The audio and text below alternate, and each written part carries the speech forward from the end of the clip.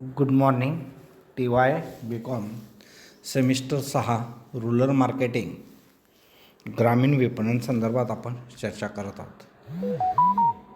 ग्रामीण विपणनमध्ये आज आपण प्राथमिक कृषी सहकारी संस्था या संदर्भात चर्चा करत आहोत. आपण मागील तासाला त्याची संकल्पना, त्याचे उद्दिष्ट, त्याचे व्यवस्थापन मंडळ, भाग भांडवल या संदर्भात चर्चा केली. या तासाला आपण प्राथमिक कृषी सहकारी खरेदी विक्री संस्थांची प्रगती, भारतातील प्रगती.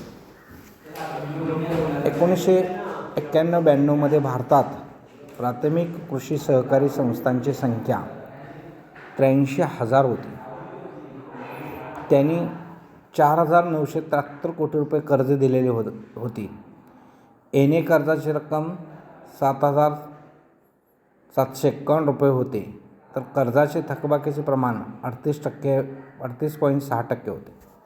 महाराष्ट्राचा विचार करता प्राथमिक कृषी सहकारी संस्थांची संख्या 18,389 होती, तर त्यांचा एकूण निधी हा 242.75 कोटी रुपयांचा होता.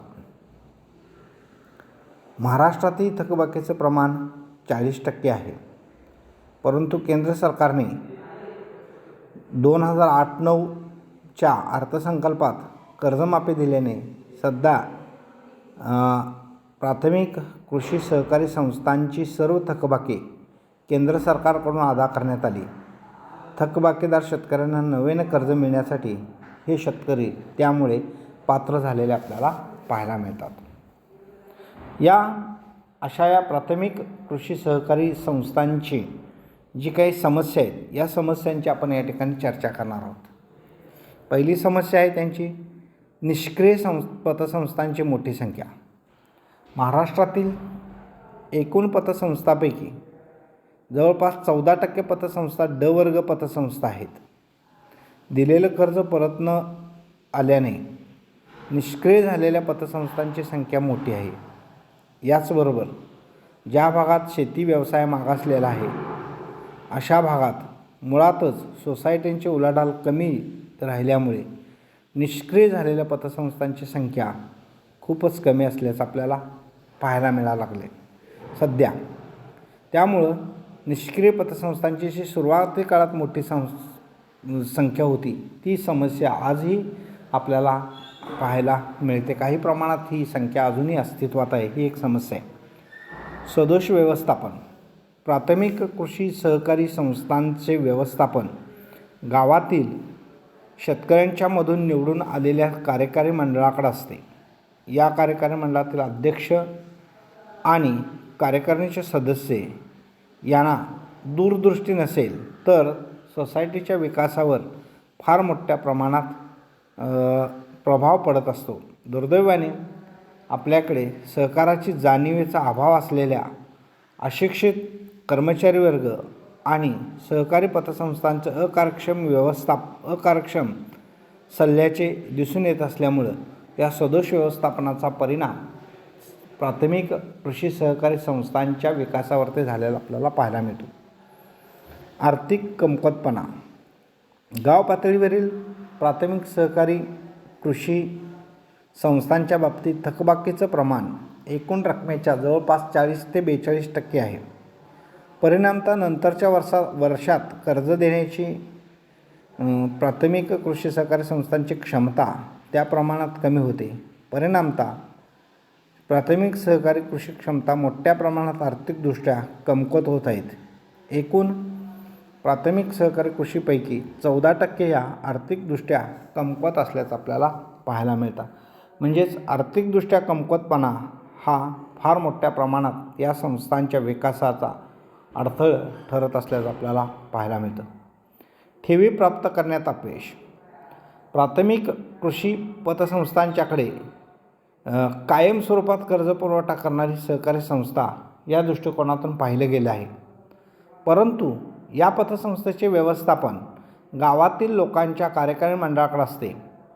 या लोकांची नैतिकता माहिती असल्यामुळे गावच्या सोसायटीत लोक पैसे ठेवायला तयार होत नाहीत आणि संचालक मंडळाच्या नैतिकतेच्या अभावामुळे या संस्थांच्या ठेवी वाढण्यात किंवा ठेवी प्राप्त करण्यात फारसं यश आलेलं आपल्याला दिसून येत नाही. त्यामुळं हा एक दोष ठेवी प्राप्त करण्यातला अपयश आपल्याला पाहायला मिळतो. सदोष कर्ज धोरण. प्राथमिक कृषी सहकारी संस्थाकडून दिलं जाणारं कर्ज पहिला हप्ता रोख स्वरूपात, दुसरा हप्ता खते बियाणे या स्वरूपात आणि तिसरा हप्ता रोख स्वरूपात दिला जावा अशी अपेक्षा असते. परंतु बऱ्याच वेळेला असं न करता या संस्था एकरकमी कर्जाचं वाटप करतात. कर्ज रोख देण्याची प्रमाण अधिक आहे, त्यामुळे शेतकऱ्यांना त्या कर्जाचा वापर योग्य पद्धतीने होत नाही, वेळोवेळी त्याची खात्री नसते आणि त्यामुळं या शेतकऱ्यांच्या कर्जपुरवठ्याचं जे वाटप आहे ते चुकीचं होतं आणि त्यामुळं वसुलीमध्ये अडचणी येऊन थकबाकीची समस्या वाढत गेल्याचं आपल्याला पाहायला मिळतं. पुढचा प्रश्न, थकबाकीचं प्रमाण अधिक. सहकार संस्थेच्या कुठलीही संस्था आपण विचारात घेतली, जिल्हा बँका असतील, राज्य बँका असतील, सहकारी पतसंस्था असतील, ग्राहक भांडार असतील, त्याचबरोबर साखर कारखानदारी असेल, ह्या सर्वच बँकांच्या बाबतीत, आर्थिक व्यवहाराच्या बाबतीत हे सगळ्यात महत्त्वाचा दोष म्हणजे थकबाकीचं प्रमाण अधिक आहे आणि हे थकबाकीचं प्रमाण 40 ते 42% आहे. त्यामुळे तसेच शेती व्यवसायातील धोके आणि अनिश्चितता आहेच. परंतु कर्जमाफीच्या अभिलाषेने जाणीवपूर्वक थकबाकीदार राहण्याने लोकांचे प्रमाण अधिक असल्याचं आपल्याला पाहायला मिळतं. त्यामुळे थकबाकीचं प्रमाण हे अधिक दिसून येतं. कर्जाच्या उपयोगावर देखरेख नाही. प्राथमिक सहकारी पतपुरवठा संस्थांकडून दिल्या जाणाऱ्या कर्जाच्या उपयोगावर फारसं नियंत्रण नाही, तशी कुठलीही यंत्रणा नाही, त्यांचं स्वतंत्र अस्तित्व नाही आणि त्यामुळं दिलं जाणारं कर्ज रोख स्वरूपात दिलं जात नाही. त्यामुळे बहुतेक सभासद शेतकरी या कर्जाचा वापर अनुत्पादक कार्यासाठी करत असल्याचं आपल्याला पाहायला मिळतं आणि कर्जाच्या उपयोगावर फारसं देखरेख असल्याचं दिसून येत नाही. पुढे, पतपुरवठा आणि शेतमाल विक्री यात समन्वयाचा अभाव. प्राथमिक कृषी सहकारी संस्थांची स्थापना होताना अशी अपेक्षा होती की जे कर्ज पुरवठा बरोबर शेतकऱ्यांच्या शेतमालाला अधिक दर आणि कर्जाची रक्कम परतफेड करून घेणं यामध्ये जी काही विक्री व्यवस्था समन्वय साधायचा होता, तो समन्वय इतका कार्यक्षमरित्या साधला गेला जात नाही. त्यामुळे बऱ्याच वेळेला विक्रीतून कर्जाची परतफेड करून घेता येत नाही. त्यामुळे थकबाकीचं प्रमाणसुद्धा मोठ्या प्रमाणात राहतं आणि पतपुरवठा आणि विक्री व्यवस्था हा सगळ्यात महत्त्वाचा समन्वयाचा अभाव या संस्थांच्या विकासावरती झाल्याचं आपल्याला पाहायला मिळतं. पुढे, मोठ्या शेतकऱ्यांचे वर्चस्व आणि अल्पभूधारकाकडे दुर्लक्ष. प्राथमिक कृषी सहकारी संस्थांच्या संचालक मंडळावर गावातील प्रभावी व्यक्ती आणि मोठे शेतकरी यांचे वर्चस्व आहे. या व्यक्ती या संस्थेच्या माध्यमातून अनेक साधनांचा वापर राजकारणासाठी करतात आणि त्यामुळं अत्यंत गरजू आणि अल्पभूधारक शेतकऱ्यांच्याकडं यामुळं दुर्लक्ष होत असल्याचं आपल्याला पाहायला मिळतं. बहुतेक ठिकाणी राजकीय नेतृत्व आपल्याच ताब्यात संस्था असावी आणि त्या संस्थेचा उपयोग स्वतःच्या स्वार्थासाठी, राजकारणासाठी केला जातो आणि त्यामुळं बघितलं तर बऱ्याच वेळाला महाराष्ट्रातल्या या सहकार चळवळ किंवा देशातल्या सहकार चळवळीवरती राजकारणाचा अड्डा झाल्याचा आजही आपल्याला दिसून येत आहे. त्याचबरोबर मोठ्या शेतकऱ्यांच्याकडे वर्चस्व, अल्पभूधारकाकडे दुर्लक्ष. मुळातच सहकार चळवळ ही दुर्बलांचे आर्थिक हितरक्षण करण्याच्या दृष्टिकोनातूनच स्थापन झालेले आहे. परंतु बऱ्याच वेळेला मोठ्या शेतकऱ्यांच्याकडे वर्चस्व राहतं आणि अल्पभूधारकांच्याकडं आधुनिक काळात दुर्लक्ष राहत असतं. त्यामुळं बऱ्याच वेळेला या प्राथमिक कृषी सहकारी संस्थांच्या साधनांचा वापर हा राजकारणासाठीच होत असल्याचं आपल्याला दिसून आलेलं आहे आणि छोट्या शेतकऱ्यांच्याकडं पूर्णपणे दुर्लक्ष होत असल्याचं आपल्याला पाहायला मिळतं. असमतोल विकास. प्राथमिक कृषी सहकारी संस्थांचा विकास प्रामुख्याने शेतीच्या दृष्टिकोनातून प्रगतशील असणाऱ्या पंजाब, हरियाणा, महाराष्ट्र, गुजरात, केरळ, कर्नाटक यासारख्या राज्यामध्येच अधिक प्रमाणात झाला. याउलट उत्तर प्रदेश, मध्य प्रदेश, ईशान्येकडील राज्य, आंध्र प्रदेश या राज्यांच्यामध्ये या संस्थांचा इतका फारसा विकास झालेला आपल्याला दिसून येत नाही. त्यामुळे असमतोल विकास हे यांच्या प्रगतीतली एक समस्या आपल्याला पाहायला मिळते. अशा पद्धतीनं या प्राथमिक सहकारी कृषी पतसंस्थांच्यामध्ये त्यांची काही प्रगती बघितली आणि या समस्याची चर्चा केली.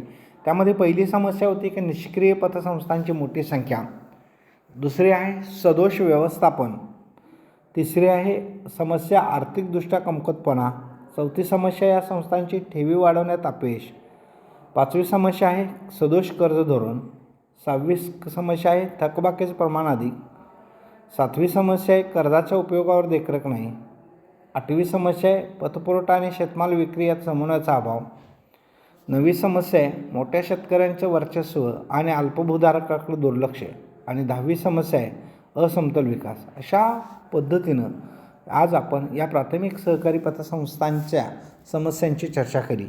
आता या समस्या सुधारण्यासाठी काही उपाययोजना करता येतील का, तर याही संदर्भात आपण काही चर्चा करणार आहोत. या ठिकाणी उपाययोजनामध्ये पहिली उपाययोजना आहे पुनर्रचना व अर्थक्षम संस्थांच्या निर्मितीचा कार्यक्रम.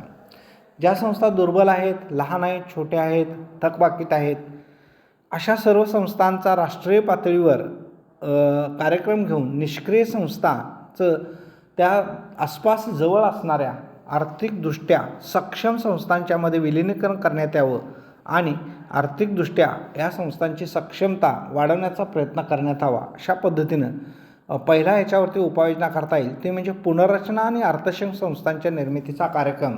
हा कार्यक्रम अतिशय चांगल्या पद्धतीने राबवून दुर्बल संस्थांना आर्थिकदृष्ट्या सक्षम संस्थांच्यामध्ये विलिनीकरण करून या संस्थांच्या प्रगतीला हातभार लावणे.